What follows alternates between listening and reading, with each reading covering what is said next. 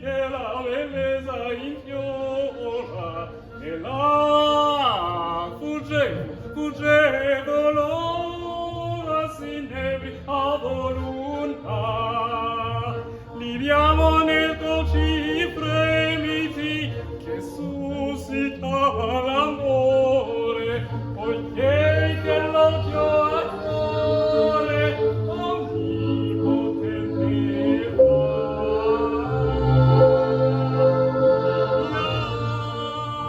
Amore, dai cari baci avrà.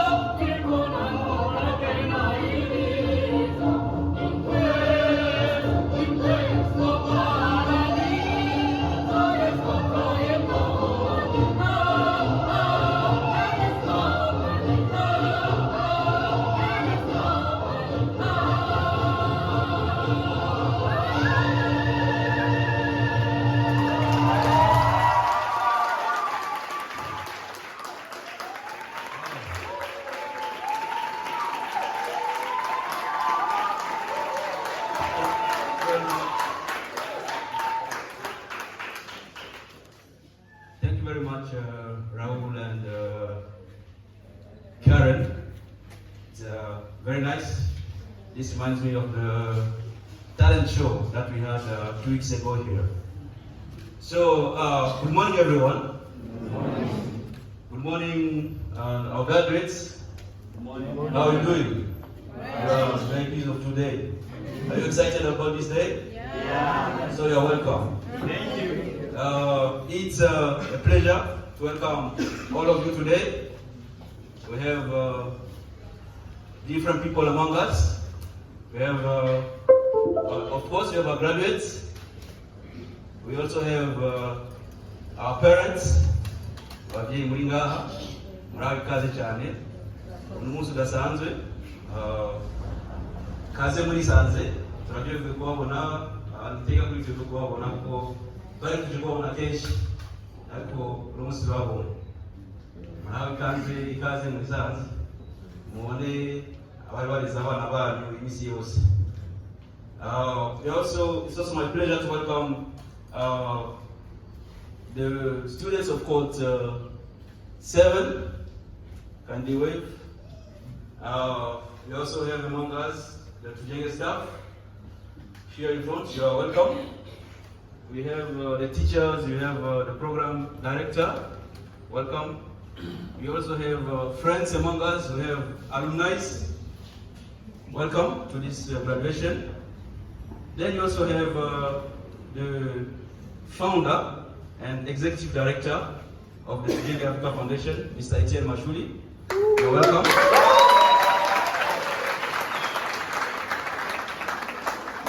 We also have his family with us. We have Mutama, Welcome. We have the brother Samuel and Nziza. You are welcome to this event. Karibu Chane. And we also have the director, the country manager of Gallo Foundation. Welcome among us.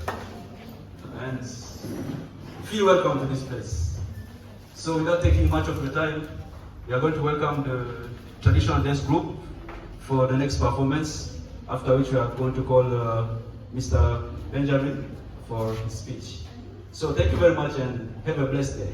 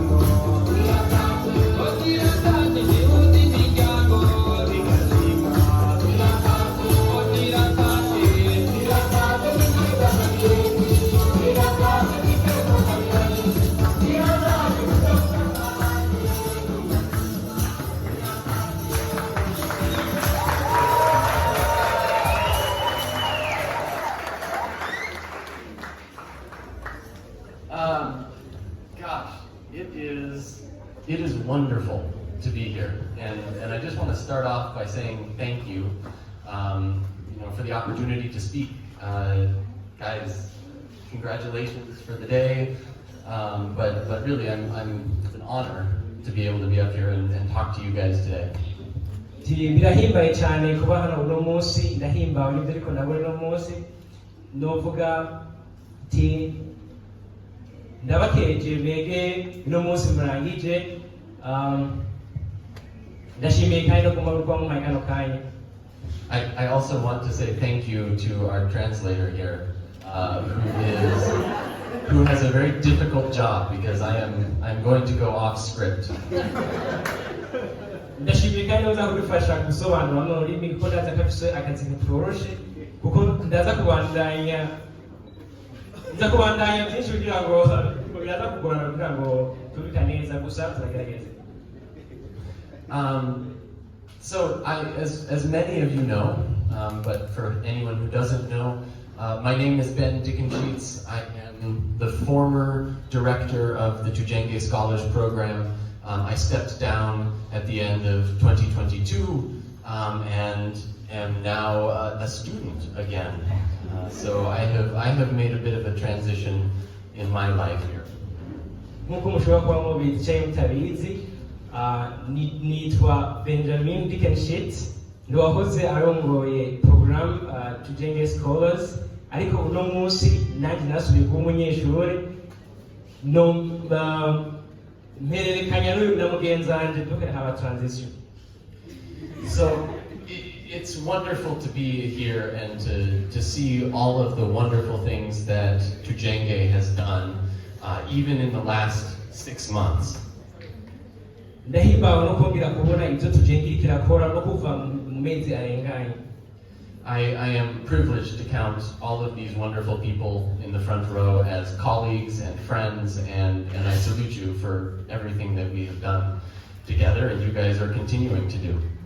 Ni iteka ryo kubona abashobora kwita bagenzi banje mu bikorwa cyangwa mu kazi, kubona no munsi muhagarariye igihugu kandi.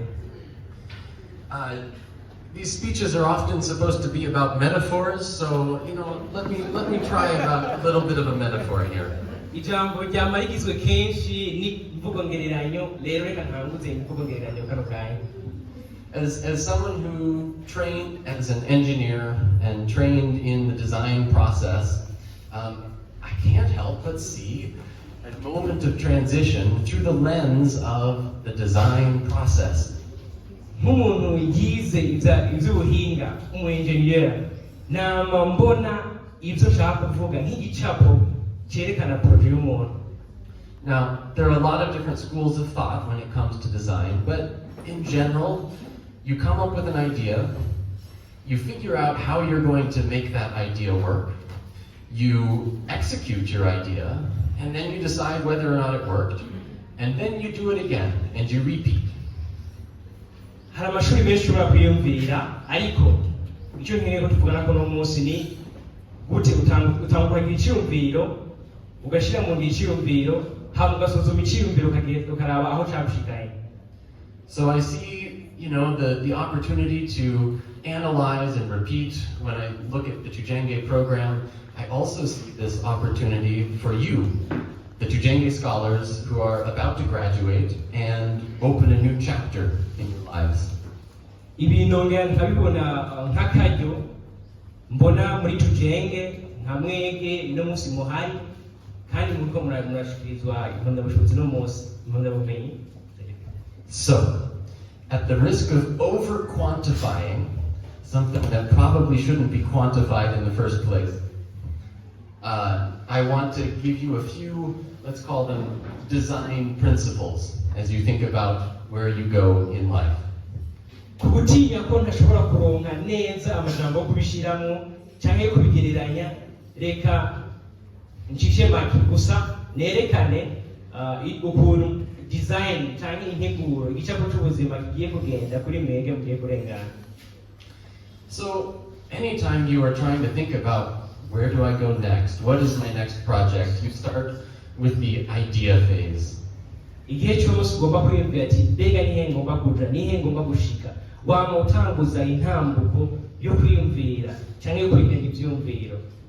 So whether you're thinking about something like the next tangible project that you want to work on, or something less tangible, like, where does my life go from here? Ushobora kwiyumvira ati mbega n'ikihe kintu nzokora kigaragara mvuye hano cyangwa ubuzima bubandanya gute mvuye hano. I want to give you this first design principle, and that is to remember kindness. Ngomba yenda abahe kino gicapo kivuga ati kwibuka ubugwaneza. There's an interesting play on words in English that says, it's nice to be great, but it is much greater to be nice. Hari amajambo yo mu Cyongereza avuga ati ni byiza kuba mwiza ariko ni byiza gusumba kuba mwiza. Niyo majambo nakoresha. The idea is that, we should strive not so much for recognition, but rather to be kind in the day-to-day interactions that we have with our fellow humans. Ntitwokwihutira cyane kugerageza kumenya cyangwa kumenyekana ariko cyo twihutira mu buzima bw'iwacu ni kuba abantu b'ubugwaneza. And if you are religiously inclined, there is of course a great passage from the Christian Bible. Nimba uri umukristo cyangwa wizera ubuzima bw'ikristo hariho umurongo muri Bibiliya. I was hungry and you gave me food. Nari nshonje uragaburira. I was in prison and you came to me. Nari mu ibohero uza kundaba. No matter how you feel about religion, I think there's something powerful about the idea of simply being kind to the people around you. Nacho bitwaye cyo wimvira ku bijyanye n'imyemerere ariko hariho icyumviro gikomeye cyane kijyanye n'ubugwaneza. And I see that in you guys. I see that in your interactions with each other, and I see it just day to day. Kandi ibyo nibyo mbona muri mwebwe ndabitegereje kandi ndabibona minsi yose buri munsi naba nabibona. Last weekend we were having a meal together, and I watched with joy as one of our scholars invited one of our security guards simply to come enjoy the meal with them. Nk'umuntu uhetse twarimo turasangira hamwe ifungurwa aho natangazwa kandi nkaryoherwa cyane mbonye umwe mu banyeshuri b'iwacu atumye ko ubusanzwe bicungiye umutekano kugira ngo asangire natwe byanezeze cyane. This might seem like a small gesture, but it really, I think, encapsulates the power of kindness. Gashobora kuba gasa n'akantu gatoya ariko iki nicyo je mvuga mvuze ubugwaneza. You can also see kindness when you're thinking about your large-scale ideas, what you want to do in life, what you want to accomplish. Urashobora kubona kandi n'ubugwaneza wihweje ibintu byagutse cyane mbega nkeneye gukora iki mu buzima bw'iwanjye n'iki nkeneye gushikako. Kindness and empathy have to be central, no matter what you do in your lives. Ubugwaneza butegerezwa gushikira abantu bose icyacu cyose ushobora gukora mu buzima. It's easy to see kindness in a volunteer project or some kind of a charitable activity. Biroroshe cyane kubona ubugwaneza mu bikorwa byo kwitanga volunteer hamwe no mu yandi maproject umuntu ashobora gukora mu buzima. We see this in the projects of some of our Tujenge alumni. Hatungimana Desire, my apologies. Turayibona muri bamwe mu twaramuye nk'akarorero umunyeshuri Hatungimana Desire. He is working on an agricultural project that is helping many people in his community. Ariko arakora umugambi ujyanye n'uburimyi kandi urimo urafasha benshi mu kibano shingiro. Nina Hazimana Simpliste, another Tujenge alumna. Nina Hazimana Simpliste,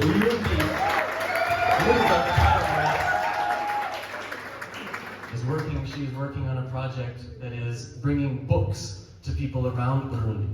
Ariko akora umugambi wo kwegeranya ibitabo bishobora gushikira benshi mu Burundi. These are opportunities, but I also want to say that you can find kindness even when you're talking about the business person, the person who's simply trying to build a business that is solving a real problem in the society. Ako n'akaryo keza ariko si bigarukira aho honyine ndashobora kubona n'iyindi migambi umuntu ushobora kwiyumvira ariko aragerageza gutorera inyishu ibibazo byo mu kibano. Or perhaps in a lawyer who donates some of their time every week to help someone who otherwise couldn't afford legal representation. cyane umucamanza ashobora kwitangira abandi batoshobora kuronka akaryo kuronka ububa serukira ariko akabikora. So, it is at both of these levels, the small daily interactions, but also in the grander scheme, that I challenge you guys to remember kindness in your lives. Ni muri ubwo buryo, haba mu buryo bworoshe canke mu buryo bwagutse cyane, ndabahamagarira mwese kwama mugirwa ubugwaneza. And of course, once you've planned your project, you need to execute it. You need to go forth and actually bring your vision into reality. Ni koko umaze kugira ivyo vyiyumviro vyawe ntibiguma ngaho, utegerezwa kubizana mu buzima ukava ku ntambwe ukaja ku yindi. There are maybe two ideas that I simply want to leave you with on this front. The first is the power of teamwork. Hari ivyiyumviro bibiri ngomba kubasigira muri kano kanya. Icambere ni gukorera hamwe. And the second is a willingness to fail. Ikindi naco dukwama witeguriye gushobora kunanirwa. As for teamwork, I cannot think of a project that is worth doing that really truly can be accomplished on your own. Uko mu bijanye no gukorera hamwe sishobora kwiyumvira umugambi mu by'ukuri wokoroha gukora mu gihe ukoze wenyine. A project like Tujenge Scholars Program has required everyone from program managers to funders to founders to IT specialists to security guards to cooks to directors of the program. Umugambi nka Tujenge nawo nyine wasabye abantu benshi bereye ku barongoye uko ibintu bigenda, kubadufasha mu by'ubuhinga na tekinoloji, ku barongoye inyigisho, kubigisha mbere no ku banyeshuri. Not to mention, of course, teachers and you, the students.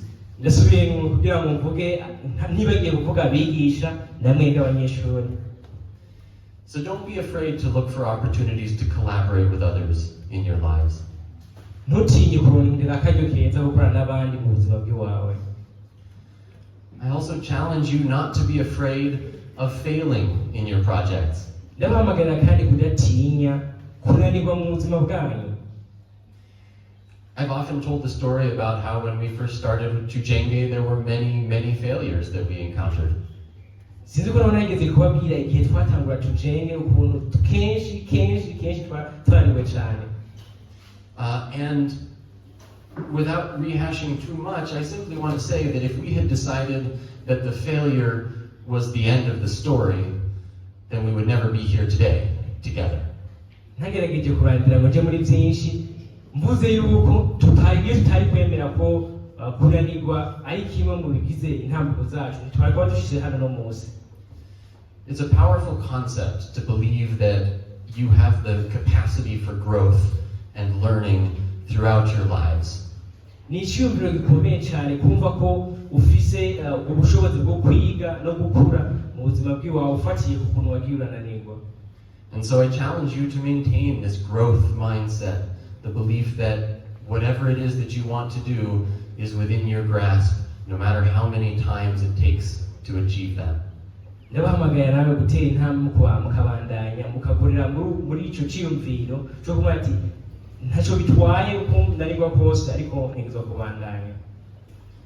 So, without too much more time up here, I just want to say, remember these design principles. Ntarangiriye muri byinshi rero nagomba musubire muzirikane kino gicapo natanze kijanye na design. The metaphor for life as a design project might be a little bit stretched, so simply take it as it is. It's an observation of someone who is always learning. Igicapo natanze cha design mu buzima umengo kiragoye cyane gutahura, ariko niba ugifata nk'uko nyine kiri ni kwihweza observation mu buzima ukazurihweza kandi ukongera ukiga, niyo mindset, nicyo cyiyumviro numva no pataja nawe. Someone who is striving to practice kindness alongside you. Umuntu agerageza kubandanya ubugwaneza misi yose. And someone who is just very proud to count you guys as alumni friends, and to watch where you go in the future. kandi nk'umuntu anezerewe kubahamagara ati muri abagenzi muri abo twaramuye kandi mwiteze kuzororanirwa mu buzima. Thank you very much. Murakoze cyane.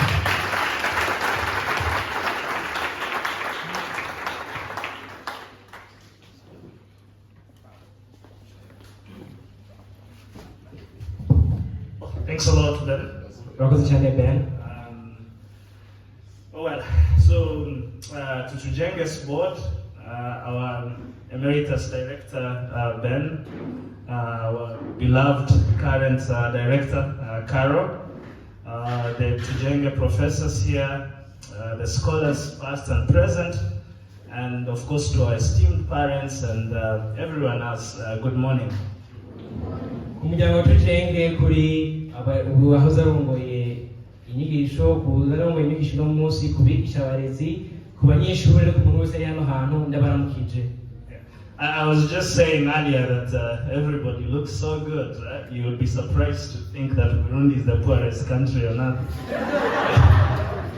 Nenda mvuga ati kugira umunsi muri abantu bose basa neza ati muyotanga kumva ati Burundi igihugu kinye cyane mu Musanze. Yeah, but that's good because you know everything is about believing, believing that things can get better, both now and in the future. Ariko ni byiza kubera ko byerekana ko burya ibintu bashobora guhinduka ari no mushanga muri kazoza. As Tujenge's founder, it is my distinct pleasure and honor to welcome all of you. Mwatanguje Tujenge ni iteka kwijeho kugira ngo ndabahe ikaze. Who have congregated here from all walks of life to join us on this auspicious occasion. Mwebwe mwese mwashoboye gushika hano hantu kugira ngo mwifatanye natwe muri kano gadukeza kadasanzwe. We started Tujenge about 7 years ago. Twatanguye Tujenge hashize imyaka 7 and we had no idea what a big idea it would become. Nta cyiyumviro twari dufite cy'ukuntu bizoba ari ibintu bikomeye rwose. We had no idea that this would become a thriving community that touches all corners of Burundi. Ntitwari tuzi ko iki cyiyumviro ari icyiyumviro kizokura kugira ngo gikore ku mpande zose z'igihugu cy'u Burundi. Indeed, we had no idea that our students would evolve into serious change makers, poets, and I'm told even a beauty queen. Muri make ntitwari tuzi ko abanyeshuri bacu bazokura bagakomera nk'uko bose community yacu igakomera rwose mbere bakavamo abami n'abamikazi beza nk'uko. But here we are. Ariko none abandi ko turi no munsi. We're very proud of the graduating class and your hard work and toil over the last 1 year. Turabakeje mwege muramutse no munsi murangiza ibyigwa byanyu kumara umwaka wose. And now that you're leaving, don't leave us. None ko munsi muri ko muragenda ariko ntimudusige. You're part of our eternal community. Muri igice cyo ubuzima bwacu canke cy'umuryango wacu, and we hope to continue this journey together. Kandi turifuza kubandanya n'urugendo turi kumwe. Well, since Ben did put a Christian quote, I think I should put one as well. Kubera ko Ben yibwire gushiraho icyandiko canke verse canke umurongo muri Bibiliya. After all, my dear father who is with us here is a pastor. So I will quote Saint Augustine. Ndongera ngoma subiremo kino chapo canke uno mwiranda Augustino, and he says, and I quote, yavuze ati, what we are is God's gift to us. Ico turi no munsi ni impano y'Imana. What we become is our gift to God. Ico tuba naco ni impano duhereza Imana. To the Tujenge class of 2023, let's be a gift to the universe. Ku banyeshuri rero barangije mu mwaka wa 2023, reka tube impano ku isi tubayeko by being the best version of ourselves. Mu kuba abantu beza basumba turi no munsi. Let's continue to build a thriving Tujenge community. Reka tubandanye kubaka umuryango ushika kure. Yeah, thank you very much. Murakoze cyane. Hi everyone, I'm Carol. Carol. I just started as program director of the Tujenge Scholars Program in January. Natanguye kuba urongoye ino program Tujenge Scholars kuva mu kwezi kwa mbere. So thank you very much for the speeches and the beautiful performances. mwakoze cyane ku majambo mwagiye murashikiriza no kutugenegere twongeye kubona hano hantu. And first I would like to welcome and give thanks to everybody that made this day possible. rero nagomba nshimire nongere n'ikaze umuntu wese yatumye ibintu bishoboka. So to Tujenge friends and family around the world, ku bagenzi no ku miryango ya Tujenge hirya no hino ku isi, family members and guardians of our scholars, abavukanyi babyeyi canke namwe barezi b'abanyeshuri bacu, our guests and Tujenge alumni who are here today, bashitsi bacu namwe mwaramubona Tujenge muri hano munsi, our founder Etienne and former director Ben, uwatanguje igikorwa hamwe n'uwahoze ari umuyobozi w'ino porogaramu Ben, our teachers and staff, bigisha barezi, Neuilly, Brad, David, Dominic, Kevin, Simon, and Francine. And I want to thank our amazing interns and alumni staff. ndashimiye kandi n'abakusakivi abakusakivi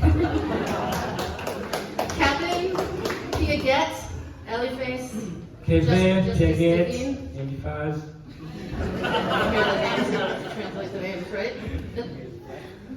Even if they're not here, Jean Didieu, Ferdinand, Adrian, Vital, Emery for keeping Tujenge safe. n'aba nabo ni naho batari ngaha bamwe badufasha kugira ngo Tujenge igume ifite umutekano.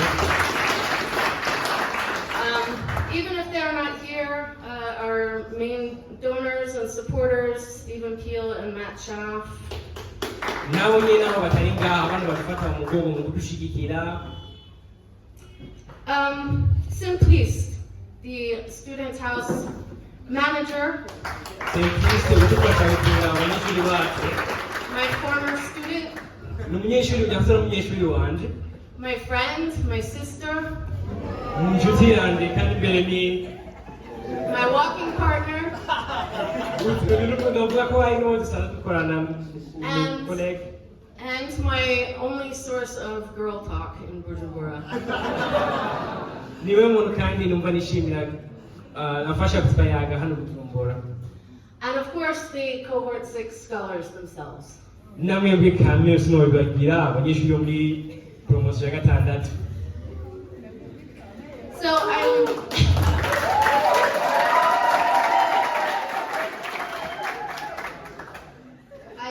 I'm so happy to be here and to welcome you to the celebration of these scholars who are graduating today. ndahimbawe no kuba ndi hano hantu kugira ngo ndabahe ikaze kuno mwanya tuko turaninahaza umunsi hamwe. So I wanted to start by telling you a story. naguma manze mpere kubabwira inkuru. It's a story about what Cohort 6 has taught me. ni inkuru yerekana uko uno mugwi no poromosiyo ya gatandatu yanyigishije. When I first came back to Burundi last summer after 3 years in the US, igihe nagaruka ngaha mu Burundi ikiri heze hahise imyaka 3 ndi muri Leta Zunze Ubumwe za Amerika, there were many things I had to relearn. hari ibintu byinshi nategerezwa kubanza gusubiramo kwiga. I was no longer accustomed to electricity and internet outages. sinari nkimenyereye sencikoza na gato ukuntu umenya nkuba canke interinete iguma icikagurika. I was still afraid of contracting COVID despite being vaccinated. nari ngifise ubwoba bwinshi bwo gusubira kwandura umugera wa corona kandi nari maze gucanjwa kenshi. I had grown to love spending every single day with my parents nari kuba nakwishimiye kumara umundi mwanya mwinshi nkamara n'abavyeyi and my best friend, my dog Buster Brown. n'inshuti yanjye ikomeye cyane imbwa yanjye Buster Brown. And after 2 whole years of almost never leaving my house, hari heze imyaka yababa ibiri ntava muhira. it felt as though I'd literally forgotten how to move around in the world. byasa nk'uko ntacibuka ukuntu umuntu atembera hirya no hino ku isi. I'd even forgotten what it was like to not be afraid of the world outside of my house. sinanze ukuntu bimeze ko biteye ubwoba isi iri hanze y'iyo nari nsanzwe menyereye. So when I came back to Burundi last summer, igihe rero naza mu Burundi mu iciri heze, I had to adjust to frustrating electricity outages and painful homesickness. nategerezwa kumenyera no kumenyereza ibijanye na internet mayira nkuba n'ivyo kugwaragurika bya misi yose. Both of these made it difficult to work and difficult to concentrate. Ibi byasigura ko bica bigorana kugira ngo nkore cyangwa kugira ngo niyegeranye mu bikorwa byanje. I had to adapt very quickly to a life after COVID mentality. Nahise kumenyera no kumenyereza ubuzima bwaza inyuma ya corona. I struggled to remind myself how to teach. Byarangoye kugira ngo nsubire kumenyera ukuntu nigisha. I even struggled to remind myself how to interact with people, especially new people. Kandi nasubira kubanza kumenyereza uko byarangoye kugira n'ibimenyano n'abandi bantu cyane cyane abantu bashasha. At times, I became disappointed with myself and I often felt like a failure. Ico gihe naracitse intege ndumva kabisa ko ndiko ndananirwa mu buzima bwanje. That summer, it was the Tujenge students who got me through that difficult time. Imini iryo cigene rirangiye n'abanyeshuri bo muri Tujenge bamfashije guca muri ivyo bihe bitari vyoroshe. Not with their words, but with their actions. Bitari mu byo bavuga ariko mu byo bakora. They led by example. Bavyerekanishije ibikorwa byabo. They reminded me how to be patient and how to go with the flow. Banyigishije ukuntu umuntu yihangana n'ukuntu umuntu ajyana n'ibije. They reminded me that instead of getting frustrated when the electricity went out, I could put my work away and read a book. Baranyibukije ko hangayikishwa n'ukuntu umenga nk'uri kuracikagurika noshobora kuja ku bindi bintu nko gusoma igitabo cyangwa gukora ibindi bikorwa. The one waiting impatiently for me to respond to an email would just have to wait. Nk'umuntu ariko aranyandikira kugira ngo yitege inyishu yanjye kuri email nashobora kubanza kurindira. Or in class, I could use the whiteboard to lead a class discussion. Cyangwa no mu ishuri nashobora nakoresha ikibaho kugira ngo ndongo cyangwa nigishe ivyigwa byawe no kuganira no kuganira. And save that video that I really wanted to share for another day. Nkaca mbika iyo resi cyangwa iyo video nashaka kwerekana kandi nashaka rwose nawe nashaka kwerekana rwose muri ako kanya. When I struggled to remember how to express my thoughts verbally, byari bigoye ukuntu ushobora kwibutsa kwerekana ibyiyumviro byanjye ndiko ndavuga mu mvugo. the students waited patiently for me to find my words. Abanyeshuri barandindira bihanganye kugira ngo nshobore gutora ku murongo amajambo yanje. And they listened when I found them, even if the words I found were not eloquent. Barumviriza kandi mbere bagatekereza mu gihe ijambo ntoye bitari kwiriye cyane. It's in this way the Tujenge students also taught me to be patient with myself. Ni muri ubwo buryo rero abanyeshuri mu Tujenge banyigishije kurindira cyangwa kwihangana ubwiwanje. Over the past 18 months, Cohort 6 students themselves have had to learn how to go with the flow. Mu mezi 18 arangiye abanyeshuri bo mu wa gatandatu nyene promotion ya gatandatu barize nabo nyene kujana n'ibije. To be patient with each other, with themselves, and with the situations they found themselves in. Kwihanganirana hagati yabo, kwihanganira ubwabo, be no kujana n'ibije ubuzima bwabo. Despite COVID risks and restrictions, Naho hari za COVID byinshi, za corona byinshi, amategeko menshi za COVID, and the difficulty of wearing masks in a very hot classroom, no kuba byari bigoye cyane kwambara ubupfukamunwa mu mashuri ashushe cyane. they never complained. Ntibigeze bidodomba. They simply kept their eyes on the prize and pursued their education. Bagumije bahanze amaso yabo kuri kucyari kibarindiriye bongera bahanga amaso inyigisho zabo. These students value learning and knowledge so much Aba banyeshuri baritaho kandi baraha agaciro ubumenyi bwose They are willing to tolerate countless discomforts and frustrations in order to maintain their focus on learning. bama biteguye guhara cyangwa no kwihanganira ibihe bigoye mu gihe bariko bariga. And I believe the reason for their focus on learning is altruistic. Ndizera ko igituma bihangana muri ubwo buryo aho kubera umuntu bafise. It does not come from a desire for personal gain, Ntabwo byavuye mu gakino baba bariko barakina, but from a genuine and insatiable curiosity about the world. ariko byoba byaravuye mu gushaka kwiga ibijanye n'ubuzima muri ino si tubaye turimo, And a desire to use their knowledge to contribute to their society. mbere n'icyifuzo cyo kuba bo kwiga bakagira ubumenyi bwo kuzofasha muri sosiyete zabo. During the difficult, challenging, and sometimes disappointing university application season last year, Mu gihe cyari kitoroshe na gatoya, igihe baba bariko bararungika amadosiye yabo ku mashuri atandukanye, Cohort 6 did not despair. abanyeshuri bo mu mugwa wa gatandatu ntibigeze bacika intege cyangwa ngo bihebure. When timelines didn't go as planned, Igihe ibyo bari bitega bitagenze uko bari babyiteze, they kept working on their applications even on Christmas Day. barabandanije bakora kuri amadosiye yabo no mu gihe cya Noel. When responses weren't what they'd hoped, despite all of that hard work, Igihe inyishu zamara kuboneka zikaza zitandukanye n'ibyo bari biteze, they kept looking for the next set of opportunities. barabandanije kuraba utundi turyo twari turi imbere zabo, And they continue to persevere even now. n'ubu kandi baracabandanya gukurikirana ubwo buryo buri imbere zabo. To the students of Cohort 6, Ibi mvuga ndabyerekeza ku banyeshuri bo mu kwa gatandatu. I think you have this outlook because that's the kind of people you are, and you don't realize that, I think, most of the time. Ndabona ko uko kuntu musa ntabyo mumenya mugabo uko kuntu muri hari kiri muri mwege. You students of Cohort 6, Abanyeshuri bo mu kwa gatandatu rero, you know that you're determined and you are aware that you work hard, murabizi ko mufise intumbero kandi murabizi ko mukora cyane.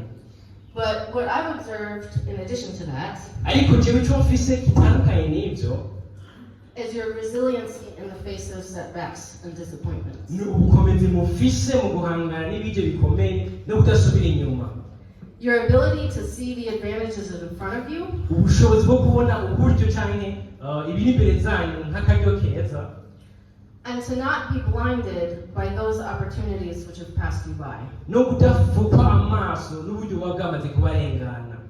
I've witnessed your ability to bounce back. Nariboneye uburyo mwege mwitangurira uburyo buri imbere zanyu. Because of this, you've come to understand Kubera ibyo rero that what you could get out of your time at Tujenge mwaramaze gutahura ko ibyo mushobora kuronka kuri Tujenge was not just a shot at going to university or going abroad, ntabwo byari gusa kuja kuri kaminuza cyangwa kuja hanze. you have also realized the value of gaining a deeper understanding of the world you live in. Mwaratahuye agaciro ko guha ikibanza isi murimo, ko gutahura isi murimo, And a deeper understanding of the role you can play in making that world a better no place. gutahura agaciro mwebwe mufise kugira ngo mushobore guhindura isisitemu yanyu ibe nziza. You've learned so much about your own selves, Mwarize byinshi ku buzima bwanyu, as well as your fellow Burundians, including those who may be very different from you. mwarize kandi n'akandi gaciro kari mu bandi bantu batandukanye namwe b'Abarundi. And this ability to take full advantage of your education at Tujenge Aho karyoheye ko gufata indero mwahawe muri Tujenge would not have been possible without your ability to accept life as it comes, ntikari gukunda iyo mutaba mufise ubushobozi bwo kwemera ubuzima uko buje, get back up on your feet, gutanga ibyawe and shoot for the stars all over again. no kongera gusubiramo. Is there a translation? I thought about making this speech about hard work Nari niyumviriye gukora ino jambo ndagyerekeze gukora cyane, and how hard work leads to success. nerekane ukuntu gukora cyane bishikana kukururanirwa. and that all you have to do is work hard and you'll succeed, whatever that means. icyo usabwa gukora ngo gukora cyane guhama ukaroranirwa icyo bisigura icyo aricyo cyose And yada yada yada. n'ibindi. But I think we all know that on some level that's not true. ariko twese turatahura ko ibyo mu musanzu atari byo. You can throw your heart and soul into something urashobora gushyira ubuzima bwawe n'ubugingo bwawe bwose mu kintu and do everything right, ugakora ibintu byose neza, do everything exactly the way you're supposed to, or even better, ukabikora uko byategetswe gukorwa cyangwa mbere ukanarenzaho, and you can still fail. ariko bikarangira unaniwe. Hard work is necessary but not sufficient. gukora cyane rero birakenewe ariko ntibikwiye ntibyikwije. You also need patience, perseverance, and resilience. urakenera kandi kwihangana, kurindira, mbere no gukomera, And you need luck. kandi ugakenera n'amahirwe. You need to be comfortable with the idea that things will not always work out the way you hope they will. utezwa kwama witeguye ko ibintu bitazigira bitazama bigenda uko wari ubyiteze. And this is a lesson that you, Cohort 6, have actually helped to teach me. kandi rero icyo nicyo kigwa mwebwe mu wa gatandatu mwamfashije kwiga. So, whether you're going abroad or not, rero nimba ugiye hanze cyangwa utaragenda, whether you are going to university immediately or not, nimba witeguye kuja muri kaminuza ngaha cyangwa utaragenda, whether you are starting a business or founding a non-profit, nimba witeguye gutanguza umugambi cyangwa or getting married or starting a family, cyangwa ukaba witeguriye kurongora cyangwa kurongora ugatanga umuryango wawe, or doing an internship, cyangwa ukaba witeguriye gukutsa ikivi, or going back home, cyangwa ukaba witeguriye gutaha mu rugo, or even just taking a break. cyangwa kwiruhukira.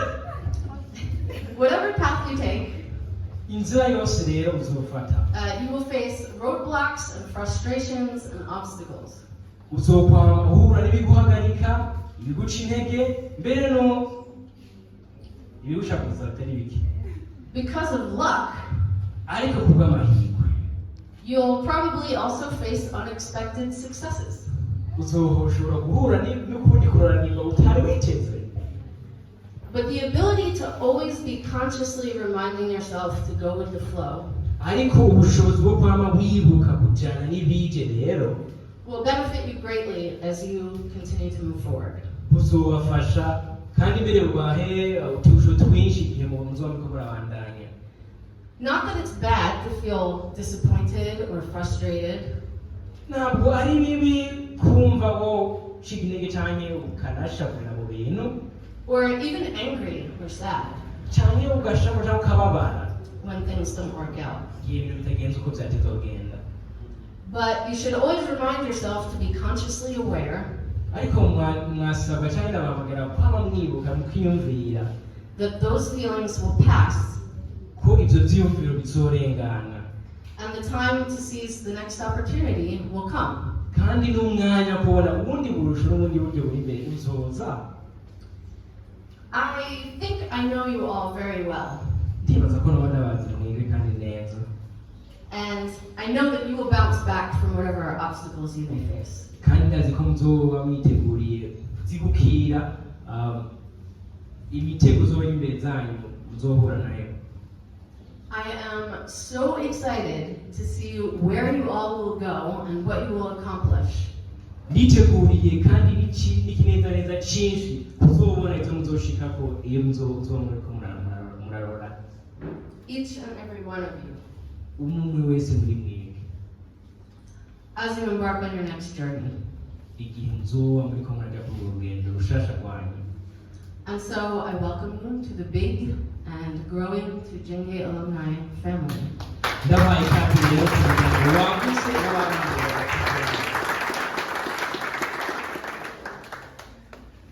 murakoze. Thank you very much.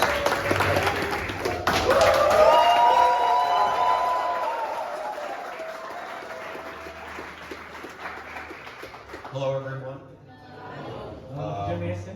I also am very honored to be up here and have the opportunity to present the Outstanding Achievement in Leadership Award, or one of the Outstanding Achievement in Leadership Awards this morning. nanjye ndahimbawe ndatewe n'iteka kugira ngo mpagarare hano munsi abagenzi dukunze bagashikiriza ubuganuke butandukanye bya leadership. So this individual from the graduating cohort exemplified many of the qualities that Tujenge prizes. Ubu bushimwe rero bwo kuri umuntu umwe bwerekana akarorero Tujenge ifise n'uruhara ifise muri sosiyete. Servant leadership, community service, and a dedication to her community. N'amajambo mbona umenye ntashobora gusubiramo gusa ni leadership cyangwa gukorera community tubayemo cyose tubayemo kuri ibyitegererezo muri rusange cyose tubayemo. And on top of being a tremendous individual, a caring person, and someone who, as much as anyone, exemplifies the characters that Tujenge tries to promote. Ubwo umuntu rero buri mu muntu bwerekana kwitaho abandi bantu gukora n'ibindi bikorwa byerekana uburori bwo muri Tujenge nivyo tuko turashigikira uno munsi. And with that, I am honored to present Harmony Naomi.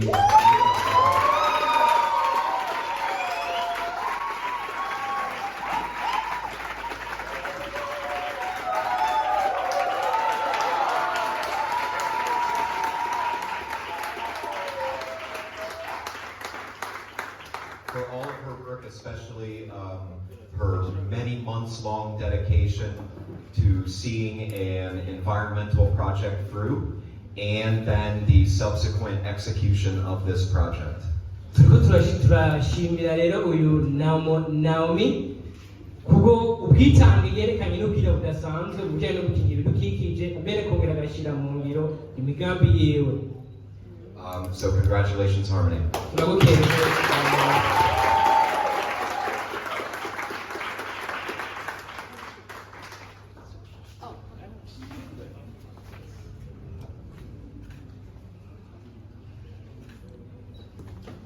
Thank you.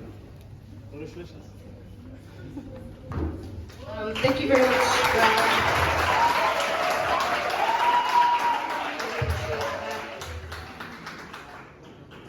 Next, Ubu naho rero for his kindness, kubugwaneza bwiwe, his dedication to scholarship, kububwitange bwiwe mu byigwa bitandukanye, his commitment to the liberation of the oppressed in Africa and around the world, kububwitange bwiwe ku bantu banyiganye cyane cyane baciriritse cyane muri community tubayemo, for his bottomless hunger for knowledge, kubw'inyota idasanzwe afitiye ubumenyi, and willingness to ask endless questions.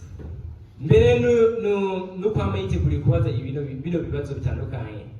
And most of all, for his humility, mbere ahanini ahakuru kubwo uca bugufi kwiwe, and his tenacious advocacy for the deaf community in Burundi. I'm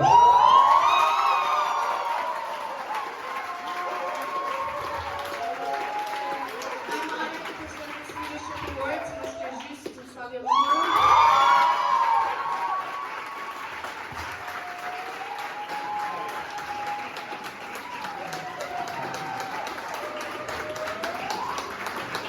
ubwitange rero ubuvugizi bw'umuryango wawe adashobora kuvuga neza kandi ugashimwe gahereje Juste Nsabimana.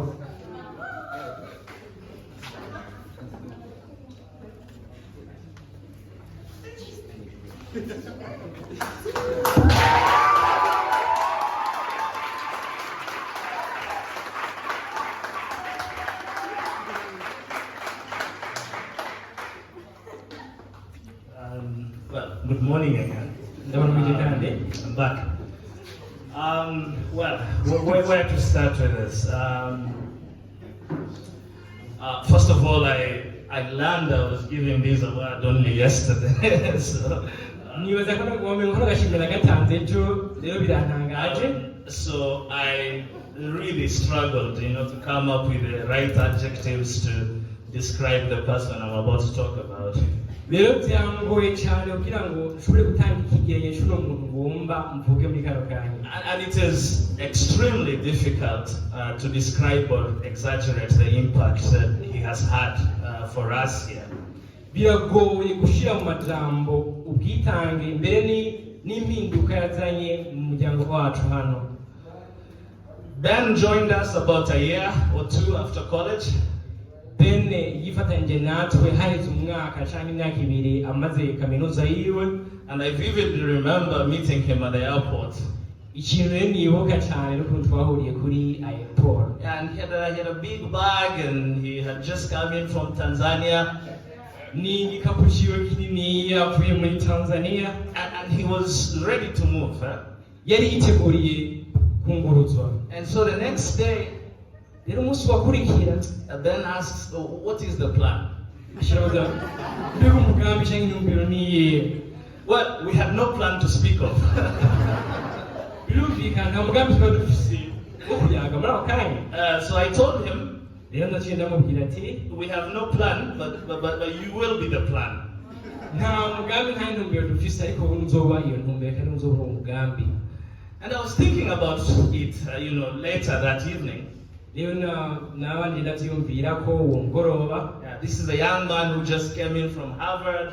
uyu ni wa musore yavuye muri Harvard and came thousands of miles ava ku birometero ibihumbi byinshi to join an organization that practically did not exist. kugira ngo yifatanye n'ishyirahamwe cyangwa umuryango utari usanzwe unahari w'icyo gihe.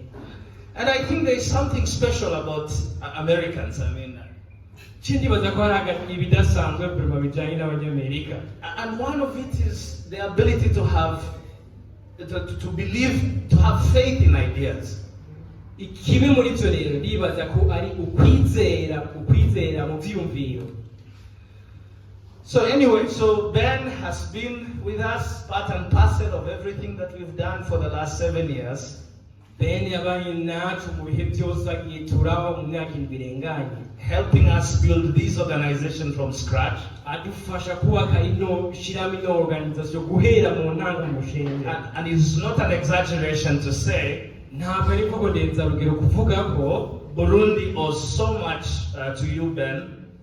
Burundi bukuziga ko byinshi cyangwa bukufitiye byinshi. And the effects of your work bitewe n'ibikorwa wakoze wewe will be felt here for many years to come. bizokwama byibukwa mu myaka myinshi bizoza.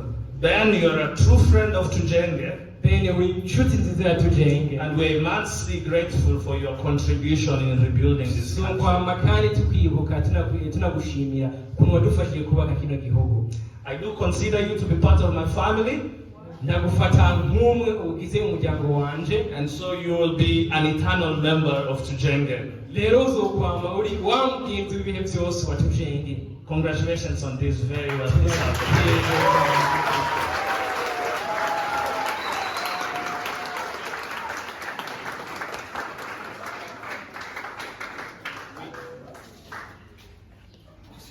You hold on. Boy, you should. You know, I know this. All right.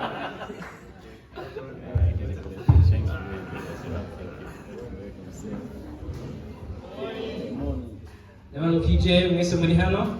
Yeah, this is Etienne Yvan Darcy speaking on behalf of this amazing graduate from Cohort 6. Nitwa Iteriteka Yvan Darcy, ngiye kuvuga ku ruhande rwa bano banyeshuri bagenzanje bo mu rwa gatandatu bo mu wa gatandatu. Yeah, today we can't help but reflect on the journey we have taken to get here. ntitwoshobora kwihangana cyangwa kuvuga kubamenyesha urugendo twafashe kugira ngo dushike hano hantu. It has been a tough road with rainy days, hot days, and the pandemic. rwa rugendo rutoroshe rwuzuyemo imvura nyinshi, ibihuse byinshi, ubushuhe bwinshi, mbe n'ibiza bitandukanye. But despite all of those challenges that we have faced, we still managed to get here to celebrate this amazing day. nubwo zose byabaye ariko turashima ko twashoboye kubicamo tugashika kuri no tugatema byo gushika uno munsi kugira ngo dusangire umunsi udasanzwe. Before I continue, I think we should give ourselves a big round of applause.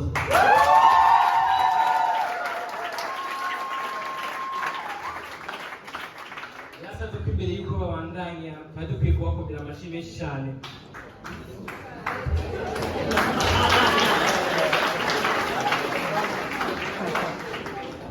On this special day, Kuri umunsi udasanzwe rero I'm very honored to be delivering this speech in the presence of the Tujenge co-founder and executive director Etienne Mashuli, the former director Ben Dickensheets, the Tujenge staff, Tujenge alumni, Cohort 6, our families and friends who are here, and most importantly, my classmates who are graduating today, including myself.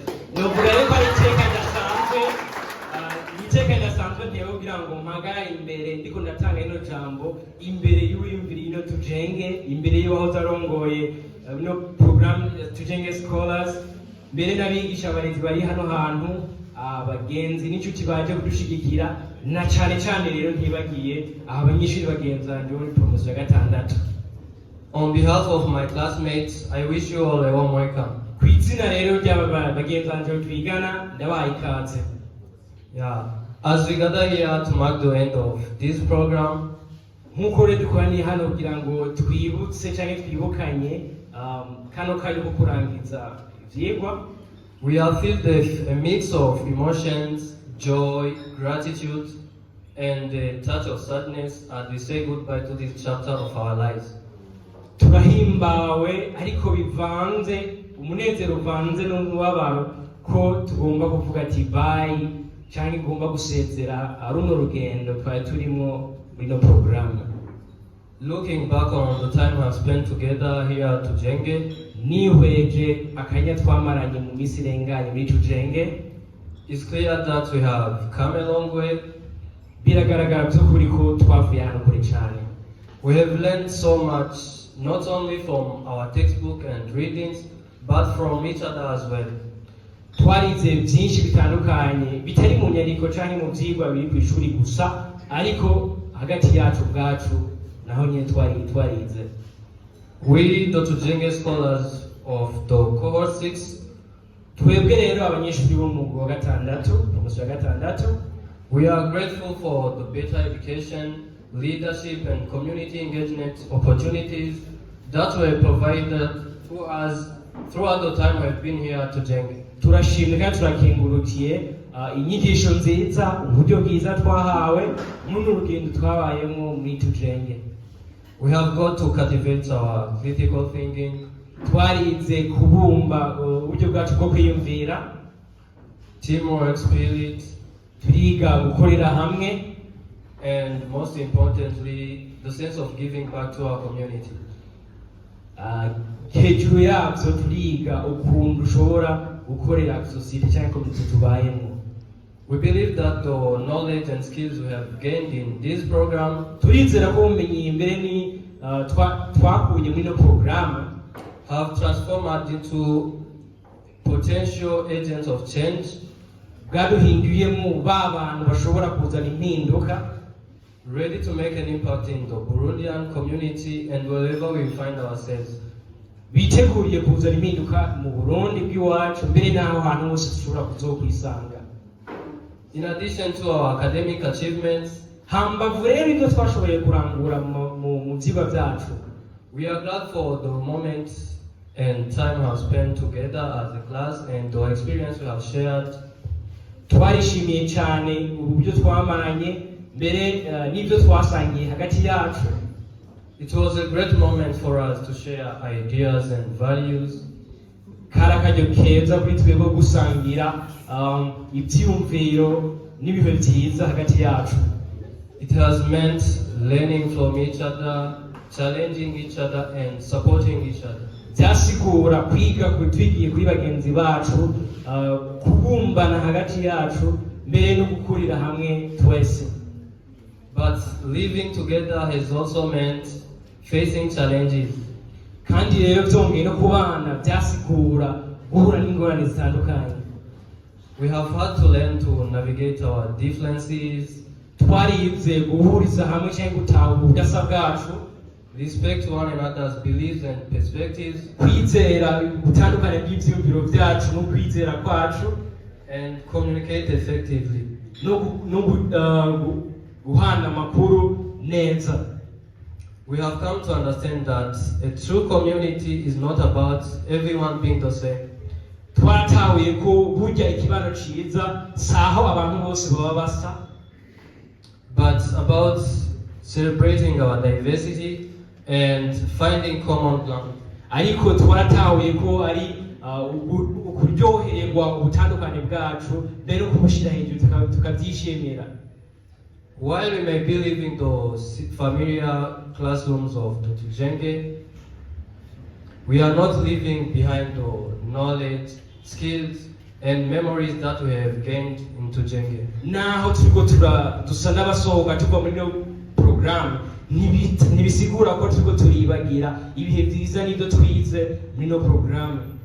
Yeah, as one African proverb goes, it takes a whole community to raise a child. Nk'uko umwe mu mugani menyerewe cyane muri Afurika uvuga, bifata ikibano cyose kugira ngo umwana akure. On this special day, we would like to take a moment and thank especially our teachers on the support they have gave us. Rero kuri kano kandi turashimiye cyane by'imvamutima abigisha badushigikiye. Yeah, they have been our mentors, our guides, always pushing us to be the best versions of ourselves. Babaye abarongozi beza, batubera abigisha beza, bama baduhamagarira kuba babantu batandukanye nabo turi no munsi abantu beza. You have inspired us to pursue our passions and encouraged us to think critically. Mwaduhamagariye kuba babantu biyumvira neza kuko inyungu za benshi. You have not only provided us with academic knowledge, but with life lessons that we carry with us. Ntabwo mwaduhaye gusa ubumenyi cyangwa indero y'ivyigwa gusa, ariko mwatwigishije no kumenya iby'ubuzima bwacu, ikiri mu buzima bwacu. You have shown us that determination and hard work can lead to great achievements.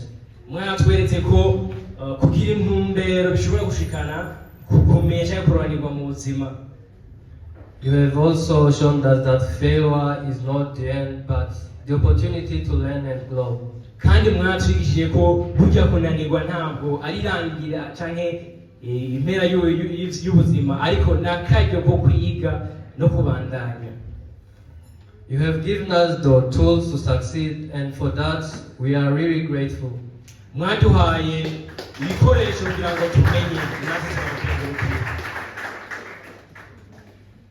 We have also prepared for you some gifts Kandi twabateguriye natwe impano as a symbol, just to show you that your work hasn't gone unnoticed. You have made a great impact in our lives. mu kwerekana ko ibyo mwakoze, ibikorwa mwakoze ntibyagiye tutabibona, ariko twarabibonye. I invite my classmates to help me give those gifts. Nagomba ntume ko uyu munyeshuri mugenzi wanje atuzanira kaganuke. We ask you to appreciate these gifts, however small they are. Just they mean a lot to us. It's just a symbol to show you that you have been good to us throughout the time I have spent here to Tujenge. We've gone through a lot, good time and good bad times. Turabasabye rero turabasabye kugira ngo mwemere iyi mpano naha ni ntoya isigura byinshi mu buzima bwacu. Mwasiguye byinshi namwe, impano ntikwiranye n'ibyo mwadushikije. Rero turabashimira. Let's first start with our English instructor. Reka dutangure kubigisha wacu.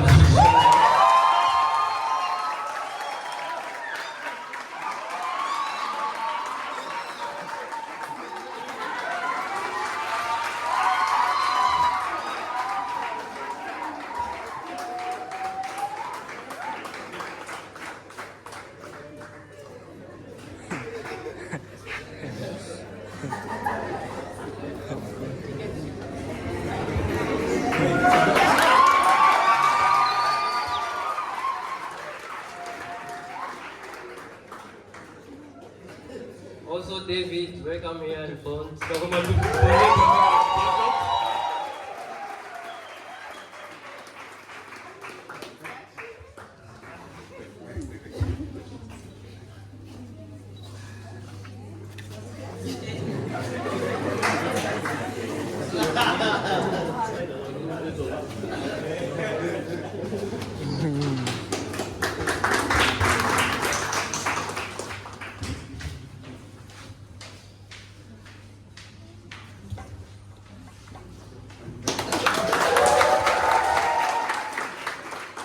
now we call Brad, our welcome.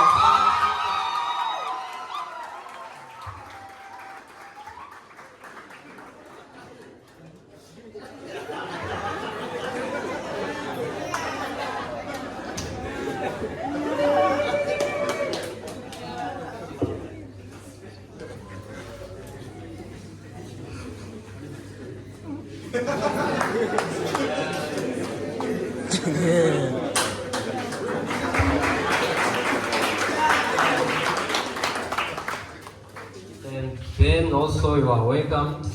You made a lot for us.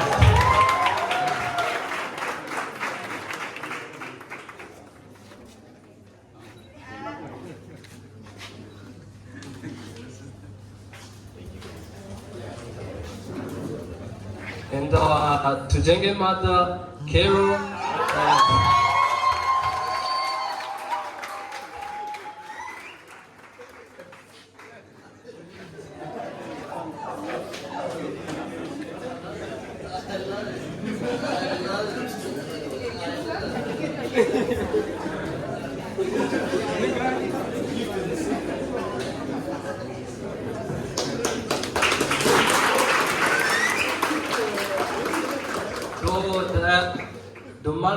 the program manager, Neuilly, also we have something for you.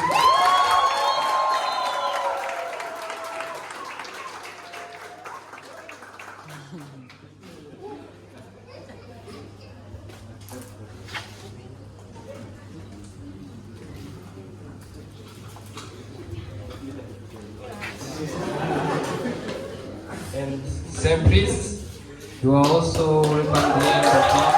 And we have something for you as well.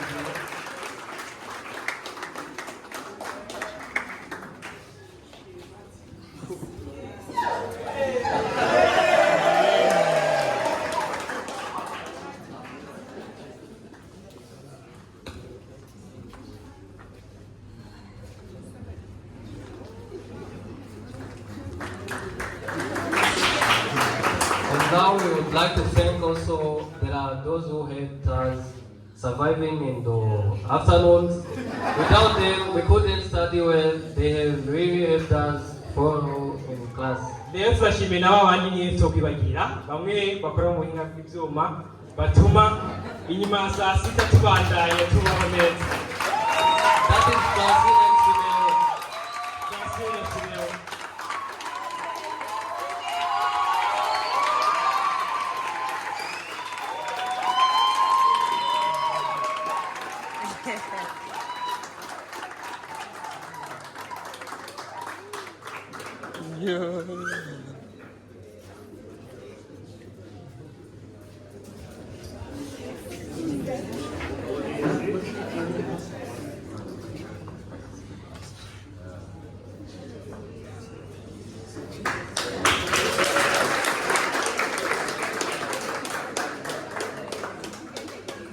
Yeah, we are really grateful for all that you have done to us, and you mean a lot to us. Help me give them a big round of applause, please.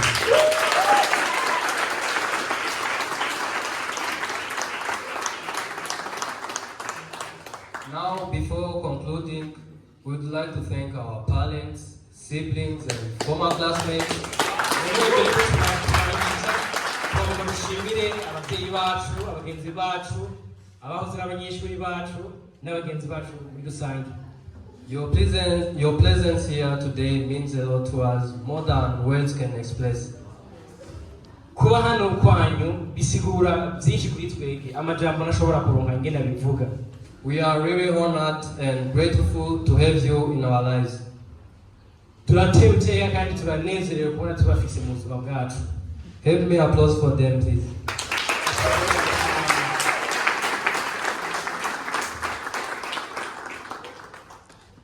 In concluding, I would like to congratulate each of my classmates for their hard work and dedication. Mu kurangiza nagomba nkeze abanyeshuri bagenzanje kubw'ubwitange mu bikorwa byabo. We have made lifelong friendships, and I hope that we will keep just in touch and supporting each other as we did. Twarubatse ubucuti hagati yacu bw'igihe kirekire kandi yizera ko bizobandanya mu buzima bwacu. As we move forward, let us not forget the lessons we have learned. Mu kubandanya rero reka ntitwibagire cya kigwa gikomeye twize, the memories that we have made, bya bihe byiza twagiranye, and continue to strive for excellence in all that we do. Bibandanye bidukurikira mu byo tuzoba turiko turakora ibihe byose. Thank you and congratulations.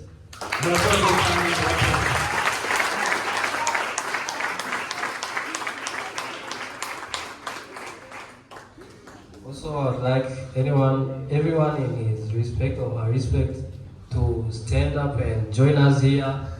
Our classmates from Cohort 6 would like to take a family photo. Ndagomba rero mpamagare aba bo mu gusangiye kugira ngo dufatire agafoto k'umuryango tukihagaze hano imbere. Thank you very much. Shall we please clap for all the speeches?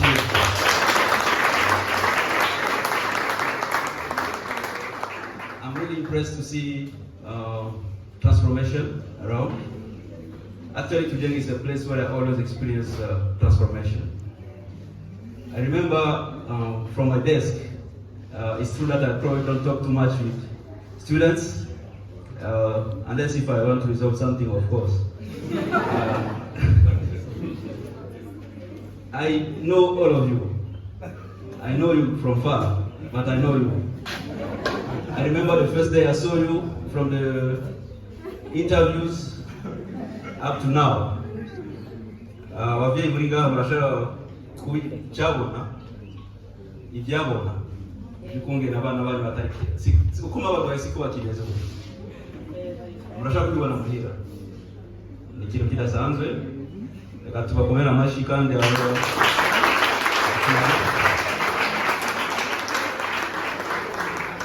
So this takes us now to the handing of our certificates. I'm going to call the teachers and of course Etienne. Ben, you're welcome to join. I don't think they're going to see you before some month again. I'm going to ask the graduates to stand up. Kindly stand up. Then I'm going to call. There is no ranking. Don't think that if I call you first, you perform the ranking. There's no ranking.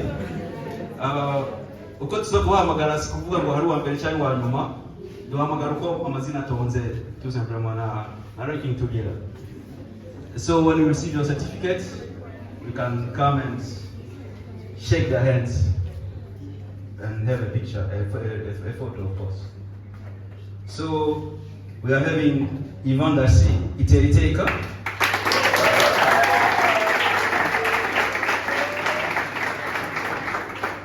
Tarsis Nirandegura.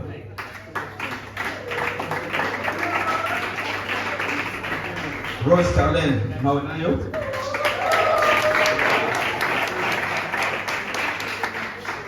Peace Wabua.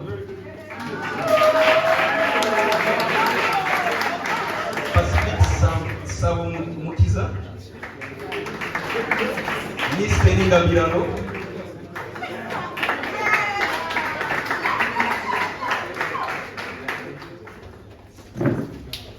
Mathias Lairagije,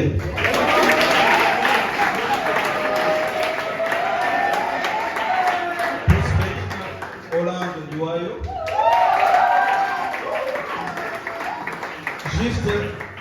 Sabia Mahoro.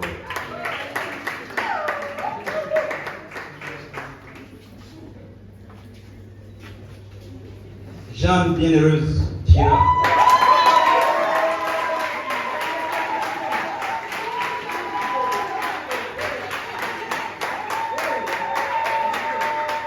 Ange Rachel Ouimana.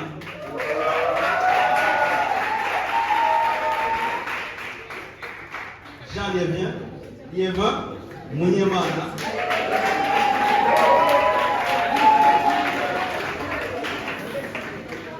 Chimène Ornera Mogisha.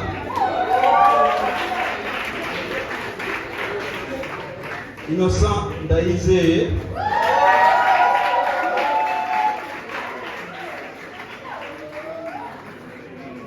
Holiness Ange Ikiraleza.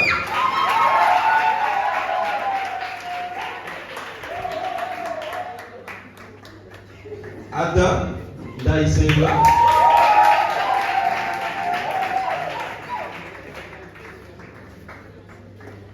Harmonie Naomi Naomi.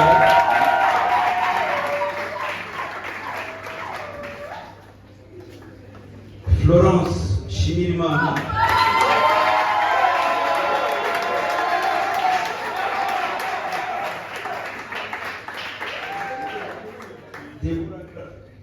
Deborah Grace Douani.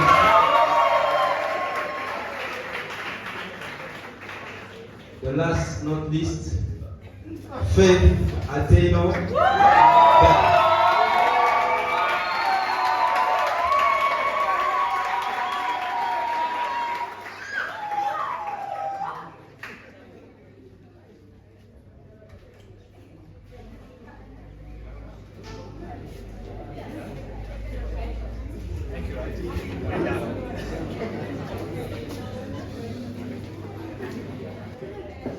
Okay, so just, one more congratulations to Cohort 6. I'm so proud of you and I'm so excited for you. No worries.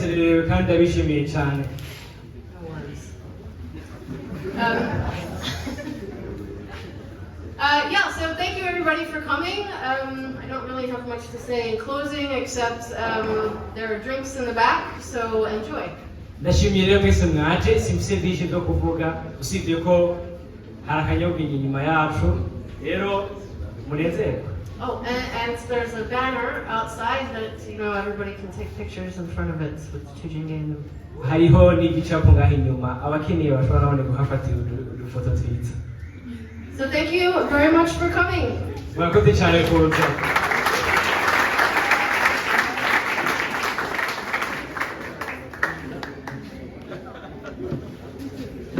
So let's honor the parents and the guests. They should be the first to go for a drink and snack. Maybe the protocol can help me to direct them where they're supposed to go and have their drinks. kuko ababyeyi bacu reka bariho duhera kugira ngo abaribo bashikira ubwa mbere ibinyobwa byacu n'utundi tuntu twagiye dutegura hajya inyuma abari kuri protokole bashobora kubafasha kugira ngo badushikire neza. Murakoze cyane mugire umunsi mwiza.